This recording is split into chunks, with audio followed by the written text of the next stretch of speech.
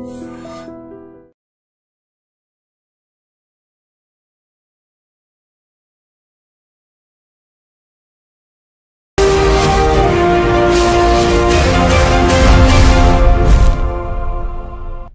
Welcome to I dream social spotlight with కవిత.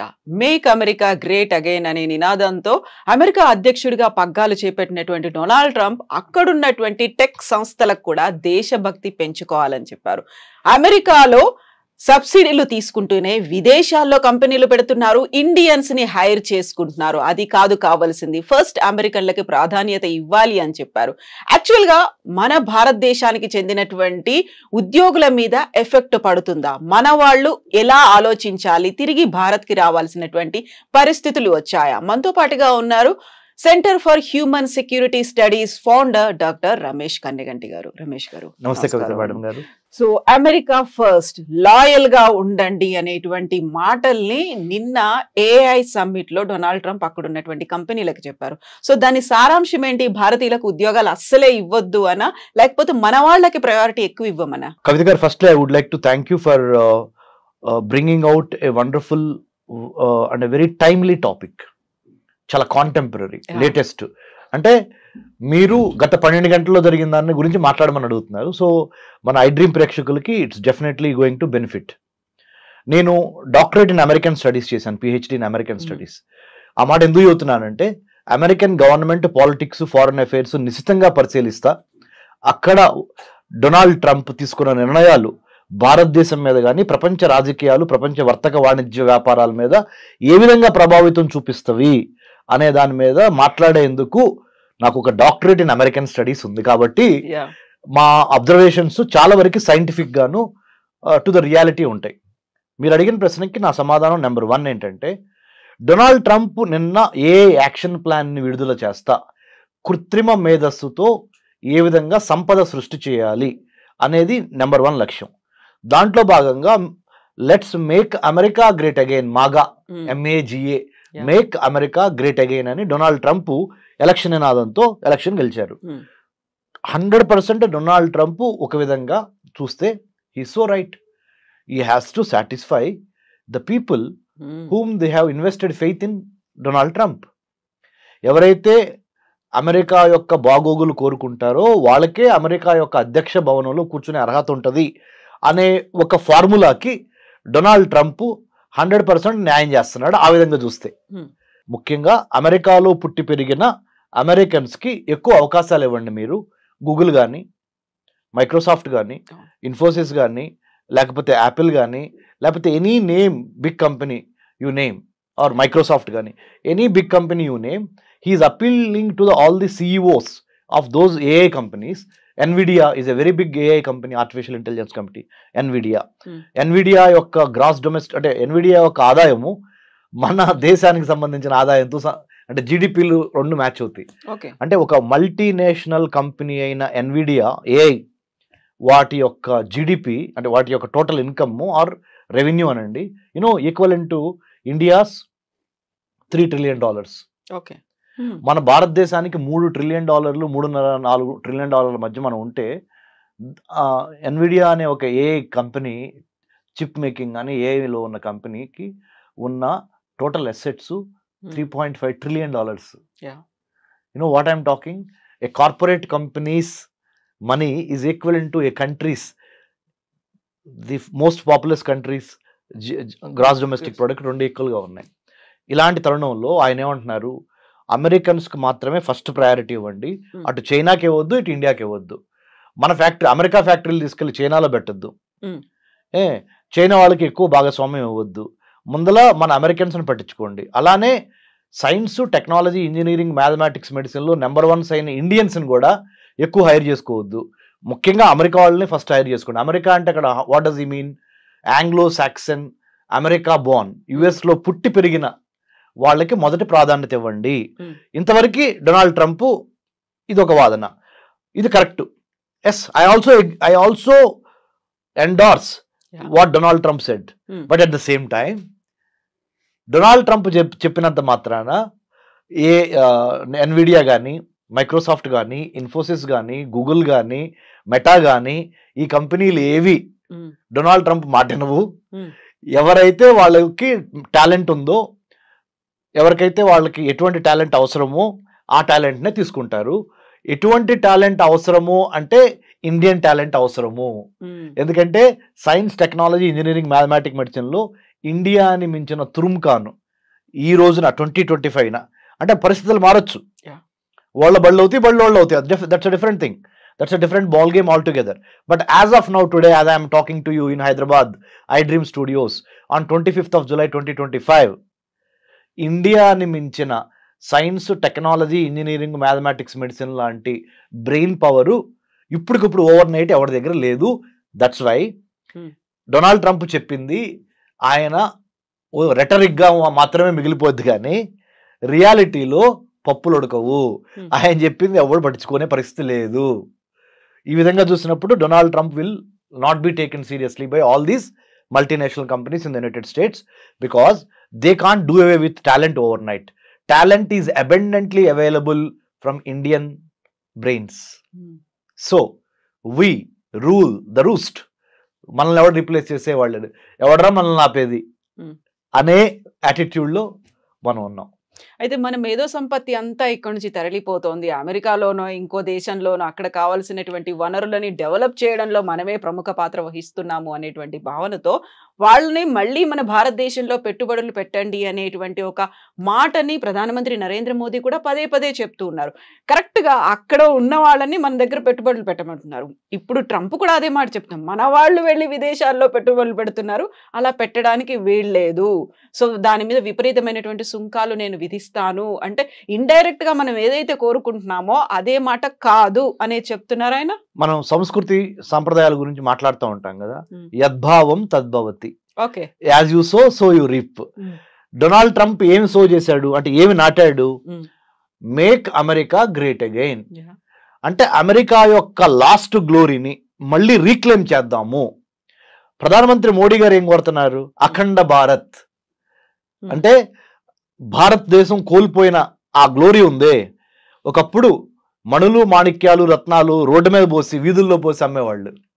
శ్రీకృష్ణదేవరాయల time కానీ, Akbar time కానీ అంటాం కదా మనం. చాలా మన కథల్లో, మన చరిత్రలో, మన హిస్టరీలో చాలా రత్నాలసీమ, రాయలసీమ, రత్నాలసీమ ఇవన్నీ ఉండేవి కదా.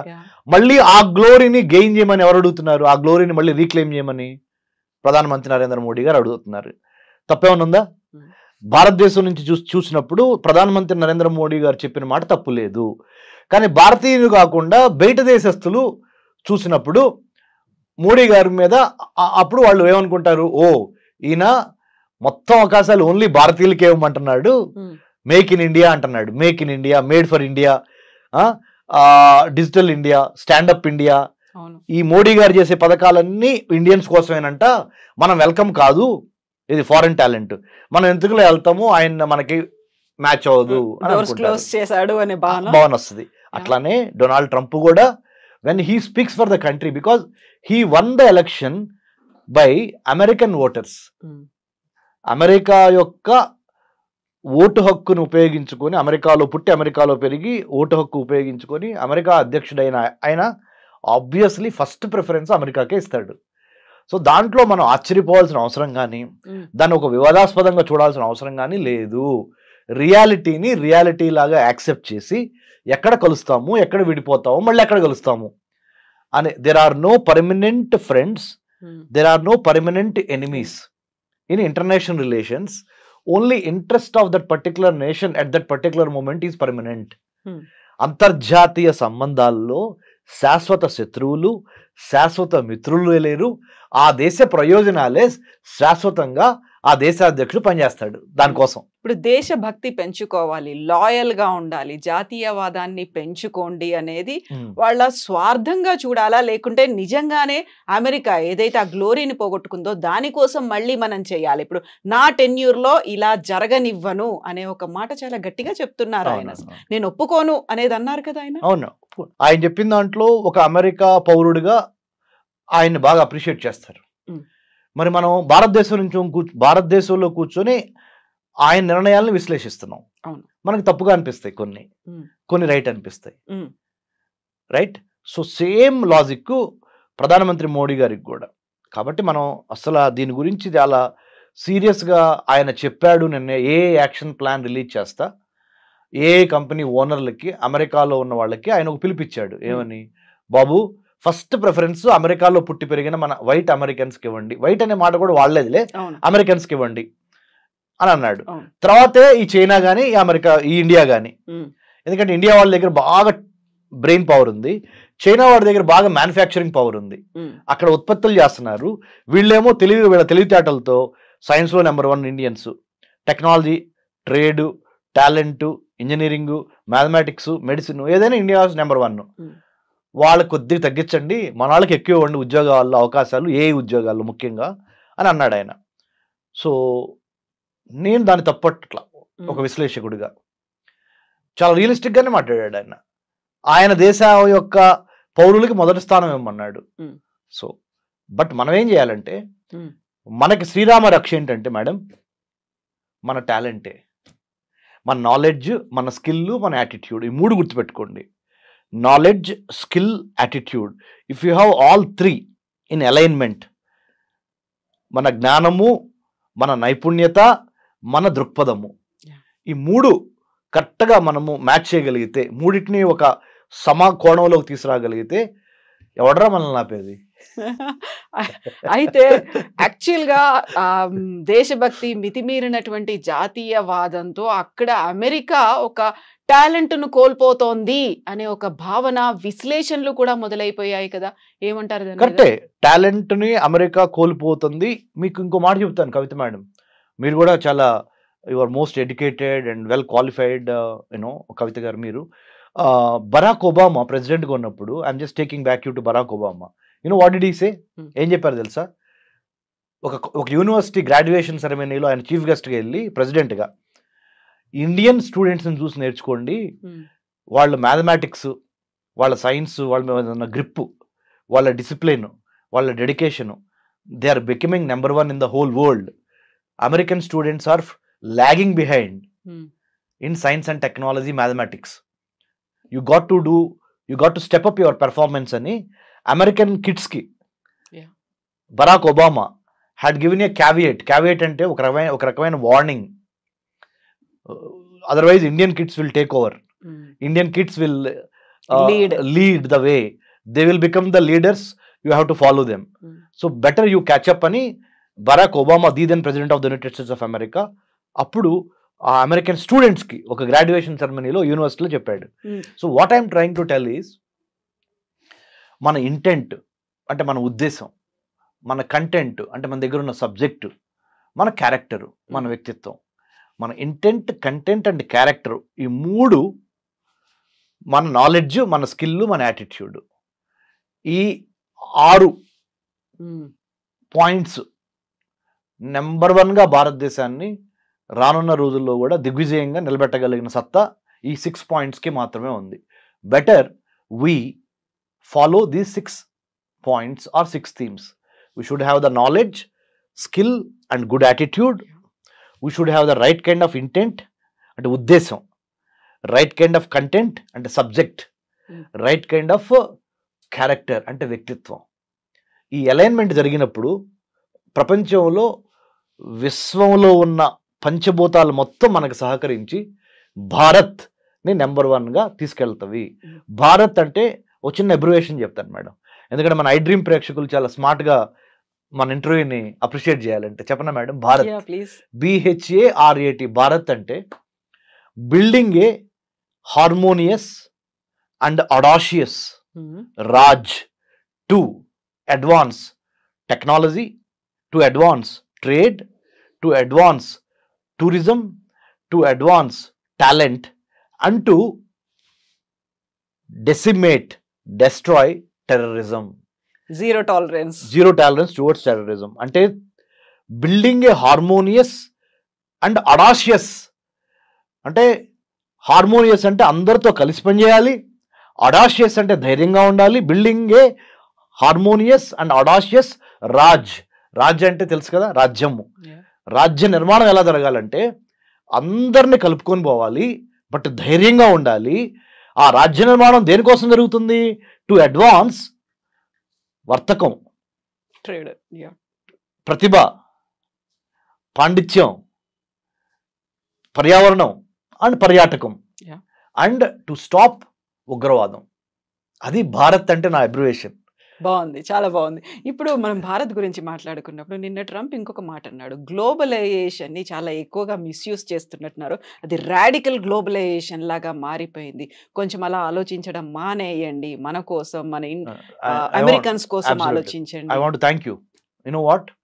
Again, you pulled me back to the second core principle of what Trump spoke. మీ యొక్క టాలెంట్ బయటపడుతుంది మేడం, యాజ్ ఎ యాంకర్ గా, యాజ్ ఎ హోస్ట్ గా. సీరియస్లీ, ఫస్ట్ పాయింట్ ఏమో ఆయన మాట్లాడింది చెప్పారు. సెకండ్ పాయింట్ మీరు ఏం చెప్పారు ఆయన స్పీచ్ లో? రెండో అంశం. మొదటి పాయింట్ ఏంటి?